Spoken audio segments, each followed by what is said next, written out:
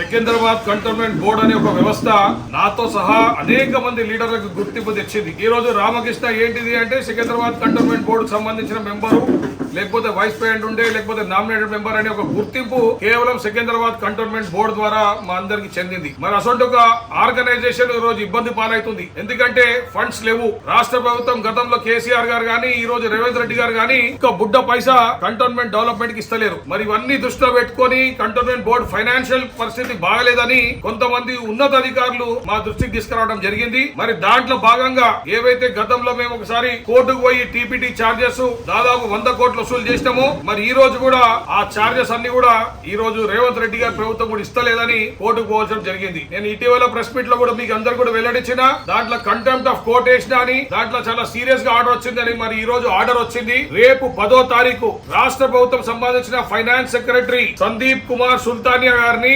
కోర్టుకు హాజరు కామని ఉత్తర్వులు జారీ అయినాయి. అదే కాకుండా కోర్టు ఎంత సీరియస్ గా తీసుకుంది, ఎందుకంటే గతంలో 2-3 సార్లు ఈ విధంగా వార్నింగ్ ఇవ్వడం జరిగింది. ఫస్ట్ టైం ఫామ్ 1 అనే ఒక అధికారికి ఇష్యూ అయింది కంటోన్మెంట్ బోర్డు విషయంలో. మరి ఆ ఫామ్ 1 అధికారం ఏంటంటే దాంట్లో క్లియర్ గా రాసింది, ఈ వాయిదాకి అంటే రేపు 10వ తారీఖు జరిగే కోర్టు వాయిదాకి తప్పకుండా రా. అదే కాకుండా ఈ కేసు సంబంధించిన ఎన్ని వాయిదాలు ఉంటాయో అన్ని వాయిదాలకి నువ్వు తప్పకుండా నువ్వే రావాలా అని కూడా క్లియర్ గా ఉత్తర్వులు జరిగింది. మరి నాకు పూర్తి నమ్మకం ఈ కంటెంప్ట్ ఆఫ్ కేసు తర్వాత దాదాపు కంటోన్మెంట్ బోర్డు కి 65 కోట్ల నుంచి 75 కోట్ల దాకా వెంటనే రిలీజ్ అవుతాయని నాకు పూర్తి నమ్మకం. మరి ఈ యొక్క డబ్బుతో గతంలో కేంద్ర మంత్రి వర్యులు కిషన్ రెడ్డి గారి ఆధ్వర్యంలో ఆయన ఒక చొరవతో ఏదైతే 300 కోట్లు వచ్చినాయో, మరి ఇప్పుడు ఒక 75 కోట్లు రాబోతున్నాయో, ఈ అన్నిటిని పట్టుకుని తప్పకుండా దీర్ఘకాలిక సమస్యలు ఏవైతే ఉన్నాయో అవన్నీ కూడా కంటోన్మెంట్ బోర్డు లో అడ్రస్ చేయడం జరుగుతుంది. గత సంవత్సరం నుంచి డెవలప్మెంట్ అనేది కొద్దిగా కుంటి పడ్డది. ఎందుకంటే ఫండ్స్ లేవు, ఏమైనా ఫైనాన్షియల్ రిసోర్సెస్ చాలా తక్కువ ఉన్నాయని. మరి తప్పకుండా ఈ యొక్క ఫండ్స్ తోని, ఈ యొక్క నిధులతోని కంటోన్మెంట్ ప్రాంత ప్రజలందరూ కూడా